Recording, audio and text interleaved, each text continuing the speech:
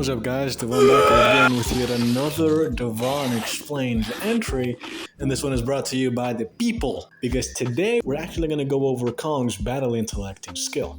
Some of you might say, "Hey, you fucking bastard, why aren't you doing this scaling? That's what you've been doing so far." Well, my little buddy, it's simply because I don't want to fucking do it. When I get to 1,000 subscribers, hopefully this fall, then I'm gonna do his scaling. And if I don't get 1,000 subscribers by the end of fall, then none of you are getting it until after the PS5 game for the Monsterverse comes out and I squeeze all the scaling out of that. So, like, subscribe, comment, share, and if I get to 1,000 subscribers by the end of fall, then you're getting a little Christmas gift from Devon, which will be not only Kong's complete scaling, but also the way that he could defeat Godzilla in his 2019 state.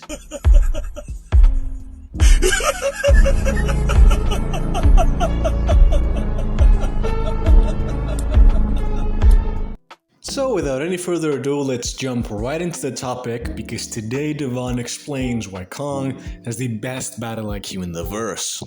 Starting off very simple, in the event of Skull Island, Kong shows proficiency with throwing, grappling, and distance control, mainly during his fight with the two little skull crawlers. He shows expert awareness, doesn't let the skull crawlers get close or land any hits, and constantly keeps an eye on both. He even necklocks this one to keep it out of the fight, whilst fucking palming the other one. Overall, he just controlled the flow of the entire fight. Obviously, these guys have no skill or intellect, but it does show that Kong, at a baseline, is pretty technical with how to handle enemies. But when it comes down to it, the Ramarak fight is the best showing of battle IQ in that movie. Of course, at first glance, it looks like Ramarak is just dominating Kong, which, even aside from the fact that he is weakened, is because Ramarak's true fighting style is very, very aggressive against Kong's specifically. It's full of fakes, interrupting the opponent with small, underhanded attacks from obtuse angles, as well as just generally confusing him with all kinds of bullshit, so that she can get her main attacks in. She also likes to use her tail to grapple the opponents without them realizing it, which does fuck around with Kong a lot, since, you know, anybody getting off-guarded is getting cooked. So after adapting, Kong begins to use a multitude of grappling moves from obtuse angles for Ramarak. He learns to never try to grapple her when he can't see her tail, flows with her first tackle and rocks her from an unseen angle.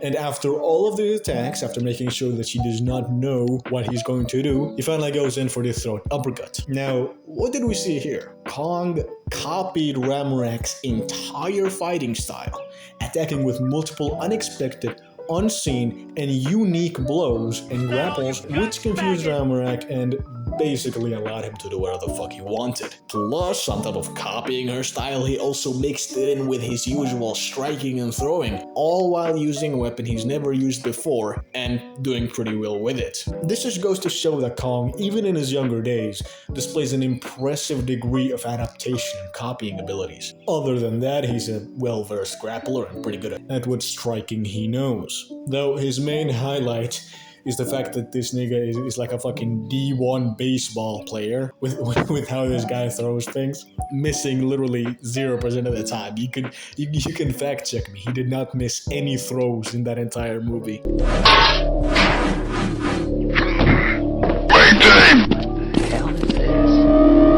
Moving on to his adult life in GVK, Kong is stated to know MMA, is stated to be able to do better against Kamazats, meaning that he's not only adapted to fighting flying opponents, but he's also adapted to Kamazat's entire tactic of generally playing dirty, distracting Kong with sonic attacks and, well, outranging him. Which means that he's going to absolutely annihilate any flying titan that doesn't use Kamazat's skills, because he would do well against that type of flying.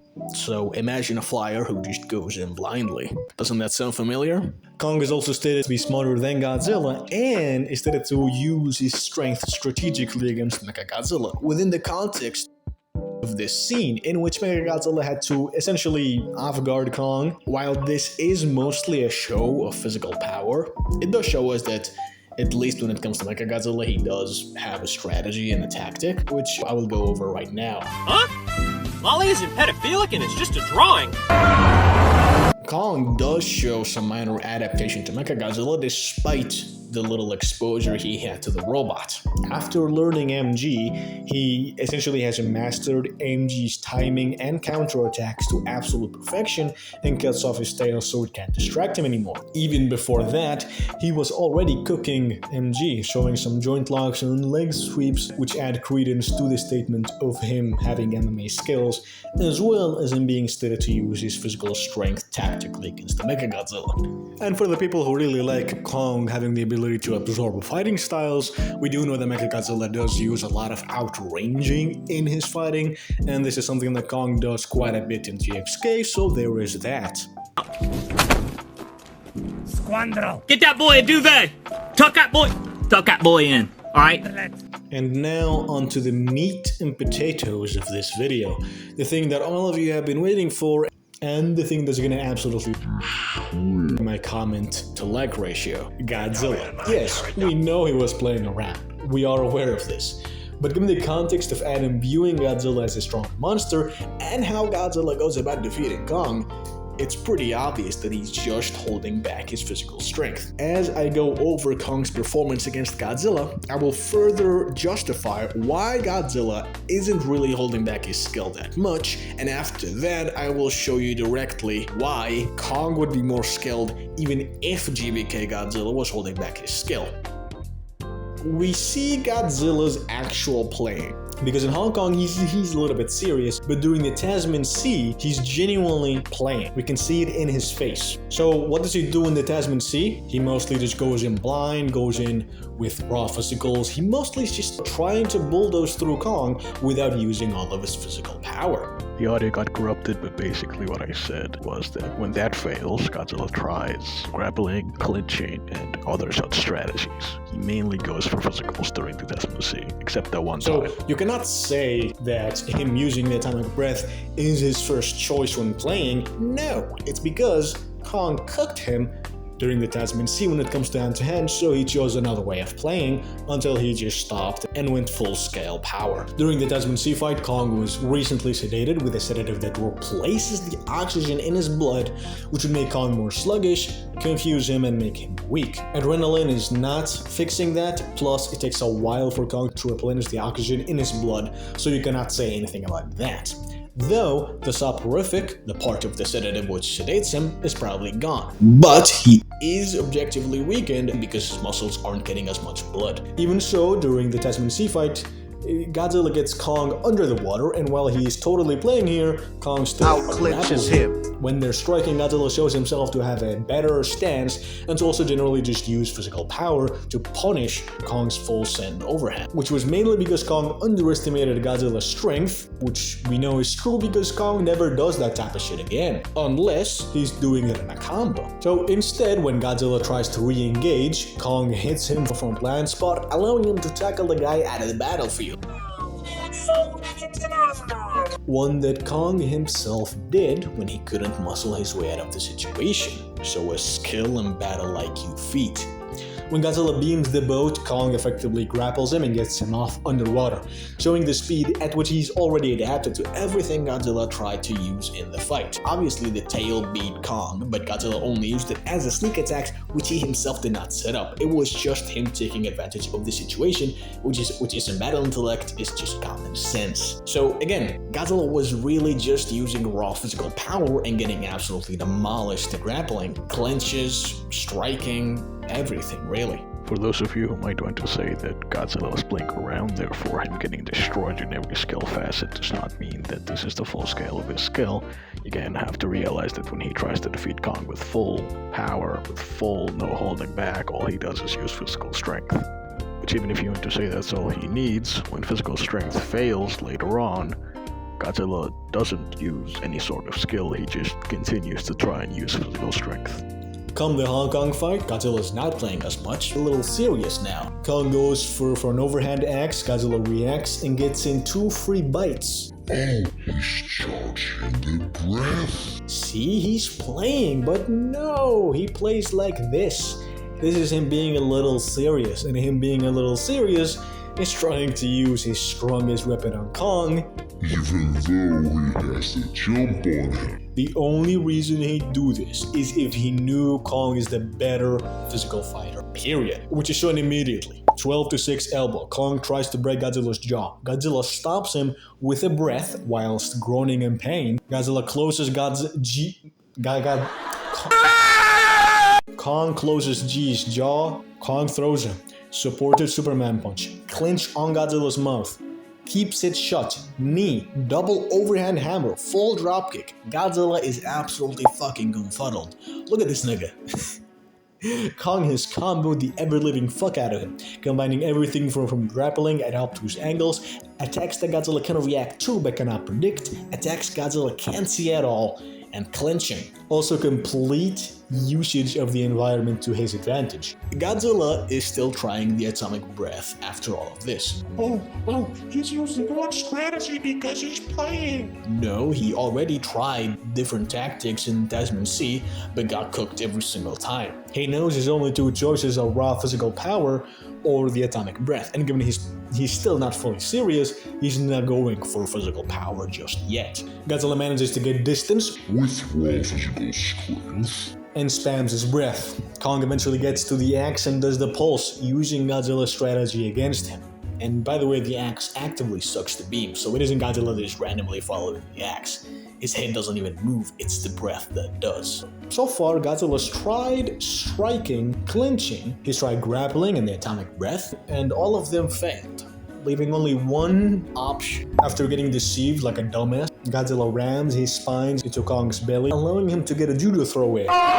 Then he immediately pressures Kong, viciously and angry. This was accidental, given Godzilla has never done this shoulder-breaking throw ever before or after. He does hide his tail whip in a building, and overall everything he does here is force, except small little showings of battle IQ. You could even argue that the tail whip is actually accidental, since we've never really seen Godzilla hide his attacks. The closest thing he's ever done to that was just normal sneak attacks, which don't really count as him actively hiding a specific attack, instead him just sneaking up on Kong. So this is probably accidental as well.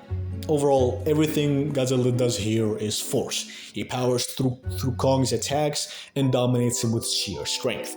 No skill related here after the sneak. Same thing goes for the run back. In the run back, Kong doesn't want to fight. Even now, he's still in the defensive. He's not trying to fight back. Godzilla's going for the murder kill. No playing around, no laughing, no holding back. He's just and all Godzilla does is use sheer strength, which even then when Kong loses control, he uses a Ramorak strike and then punishes Godzilla. This was Kong's arm dragging up sand, so again accidental, just like the shoulder throw. Which, even though he's just using physical power, if you want to argue that Godzilla's physical power alone is more skilled than Kong, you're fucking wrong. And by the way, Pink Godzilla probably more skilled than G24, who is more skilled than G21, who is probably more skilled than G19. So there is that. Kong is just a better fighter than Godzilla. Period. Kong even used a knockdown punch, which is very similar to what Godzilla did to him in the Tasman Sea. So you can argue that Kong also just has Godzilla's bag of attacks, at least what he showed. So there's that. Godzilla is Kong's victim in battle IQ, and he doesn't need battle IQ or skill. Godzilla slams Kong into the dirt every single time. He doesn't need to be more skilled. Not like he is anyways. I want to know who this nigga's ops are. Because how the fuck does this even... Bro, what kind of fucking Hulk-ass nigga took this shit off? Now Skar King, the guy, the fraud, the bitch. He outskills Kong pretty badly on all categories in their first fight, and he's stated to be more skilled. But by the end of their first bout, Kong dismantles Skar King's choke and causes the dude to immediately use Shimo. This is due to two reasons. One, he's damaged, and two, he knows Kong has surpassed him. With novel context, it says that it's because Kong learned Skar King and that he'd kill him. It doesn't say Skar King believed Kong was too strong to be defeated. No. It says Kong had learned Skar King and would kill him based on his newly acquired knowledge, and that Skar King knew that. So Skar King knew Kong had adapted to him in terms of skill. If it was just strength, Skar King was already playing around it anyways, so it can only be skill, which even this is shown later on. If you want to keep the meta of Kong absorbing skill, you could say that he now has all of Skar King's bag of attacks, which would basically be better versions of what he was already doing, plus some little maneuvers such as backflip and so on. Though Kong doesn't really do that many backflips anyways.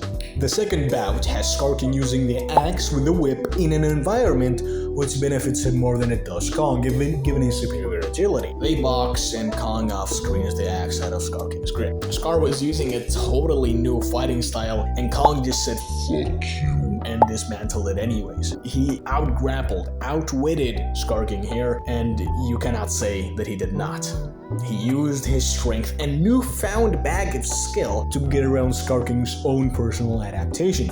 And when it comes around to land, Kong shuts Skar down completely, to where the guy is constantly trying to use Shimo, and even when he uses a building to distract Kong, the latter was still ready to block. So not only do we have to accept the fact that Skar used that building for a reason, because he cannot land hits without a distraction first, when distracting and still failing to land a hit, this would tell us that Kong knows everything Skar King will do, that he is the more skilled combatant and that he really has learned the Red Ape. It also shows their relative in terms of combat speed. So overall, he's more skilled than Ramorak, he's more skilled than Godzilla, he's more skilled than Mechagodzilla, and he's more skilled than Skar King. Everyone else in the Monsterverse has 0 skill feats, and Ghidorah by himself would only theoretically be G19 skill level, which is below Pink Godzilla, which is far below Kong. So yeah, Kong is the most skilled and the most battle acute being in the Monsterverse. This is not really debatable, you cannot say otherwise against this. Like, subscribe, share if you liked it, comment your thoughts or hates, and without any further ado, I'ma dip out. This was Devon, good day.